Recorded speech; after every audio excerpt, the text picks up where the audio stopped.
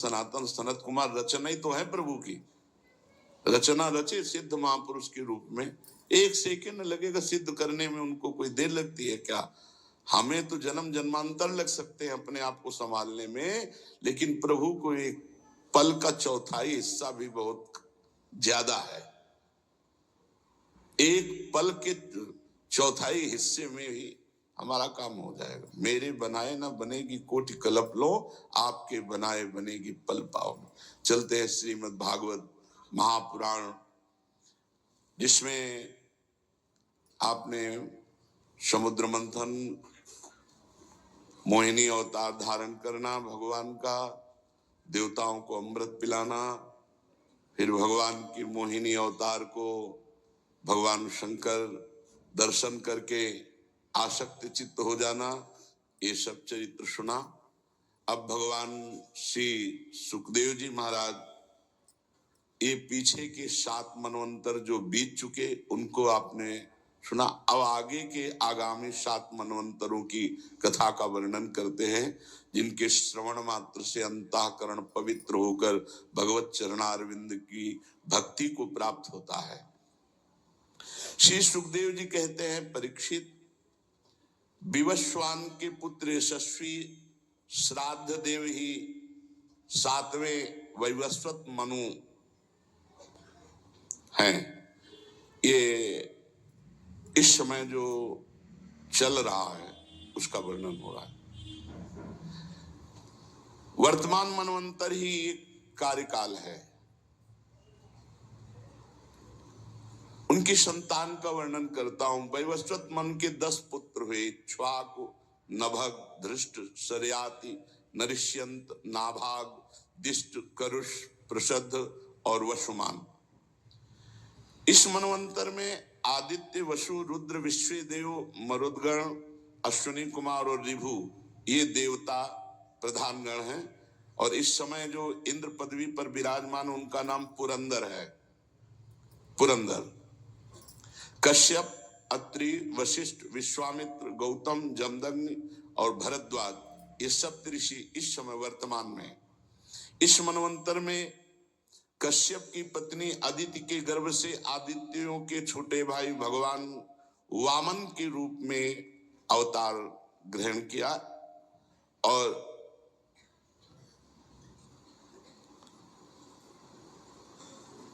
भगवान ने 3 पग पृथ्वी के बहाने पूरी त्रिलोकी को, ये भगवान का छल अवतार हुआ। पर धन्य है महाराज बलि की, कि गुरुदेव के कहने पर भी रुके नहीं और भगवान को 3 पग पृथ्वी दान की। ये हम आगे सुनाएंगे। श्री सुखदेव जी परीक्षित जी से कहते हैं, भगवान सूर्य की 2 पत्नियां थी, संज्ञा और छाया। ये दोनों विश्वकर्मा की पुत्री थी। उनसे भगवान यमराज और यमी और श्राद्ध देव ये 3 संतानें हुई। भगवान सूर्य के पुत्र हैं श्री यमराज जी। छाया के 3 संतानें हुई, सावरणी, शनिश्चर और तप्ती। शनि भी भगवान सूर्य के पुत्र हैं, सावरणी भी, और तप्ती नाम की कन्या जो संवरण की पत्नी हुई। और बड़वा का रूप धारण किया जब संज्ञा ने, तब अश्विनी कुमार जो देवताओं के वैद्य हैं ये भी भगवान सूर्य के ही पुत्र हैं।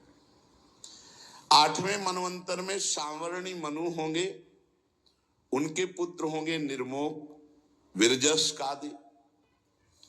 परीक्षित, उस समय श्रुतपा, विरजा, अमृतप्रभ नामक देवगण होंगे। इन देवताओं के इंद्र होंगे विरोचन के पुत्र बलि। अगला जो देवराज इंद्र पद पर विराजमान होने वाले हैं वो महाराज बलि होंगे। अभी वर्तमान में पुरंदर विराजमान है। वामन अवतार ग्रहण करके इन्हीं से 3 पग पृथ्वी मांगी थी। और छल करके सारी त्रिलोकी को ले लिया। राजा बलि को एक बार तो भगवान ने बांध दिया, परंतु बलि पर कोई फर्क नहीं पड़ा। भक्त की यही स्थिति होती है। नहीं तो भगवान से शिकायत कर सकते थे कि गुरु की भी नहीं मानी और आपको दे दिया, और आप ये लीला कर रहे हो कि इतना बड़ा नाप मांगने आए तो छोटे बनकर आए, और फिर मांगना जब संकल्प कर दिया तो ये छल रूप धारण किया, ऊपर से हमें बांध रहे हो, डांट रहे हो। ऐसा कुछ नहीं कहा। और बड़ी प्रसन्न मुद्रा में भगवान को प्रणाम। भगवान बलि को नहीं बांधे, स्वयं बंध गए और शुतल लोक का राज्य दिया और कहा आगे इंद्र तुम बनोगे। और आज भी भगवान उनके द्वारपाल बने खड़े हैं। अभी आगे इनका चरित्र विस्तृत आएगा।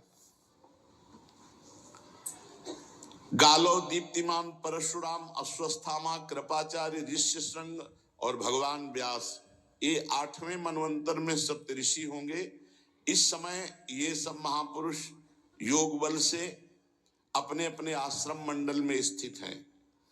देवगुहि की पत्नी सरस्वती के गर्भ से सार्वभौम नामक भगवान का अवतार होगा।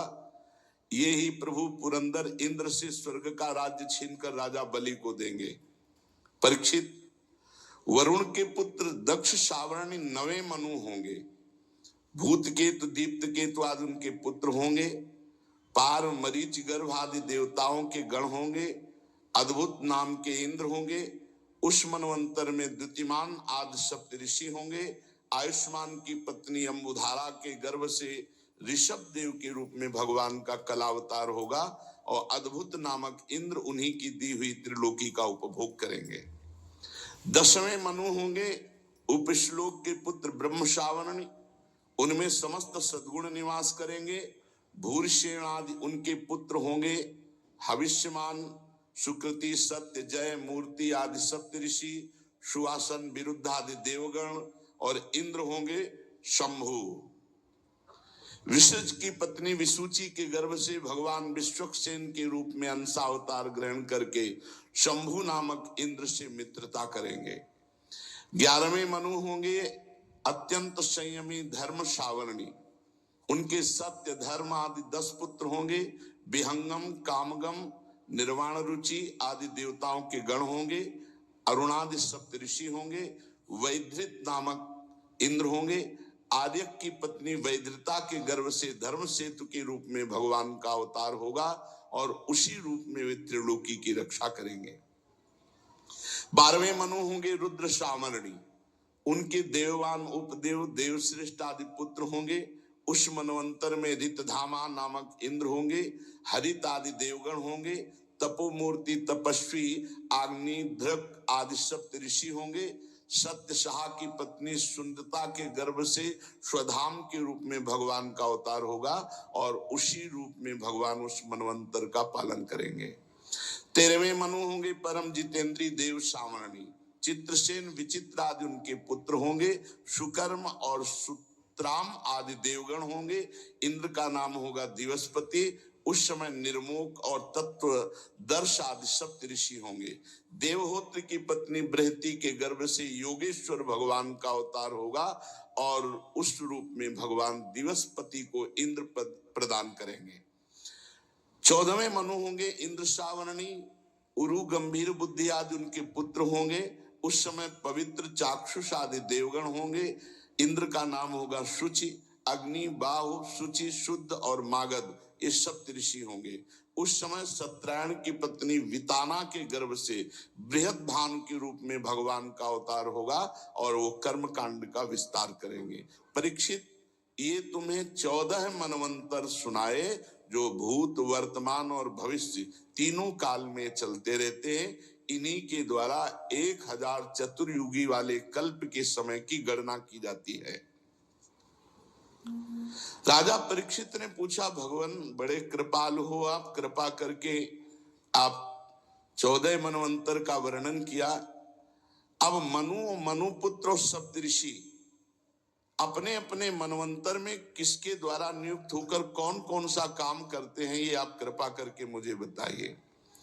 श्री सुखदेव जी ने कहा, परीक्षित मनुपुत्र और सप्तऋषि और देवता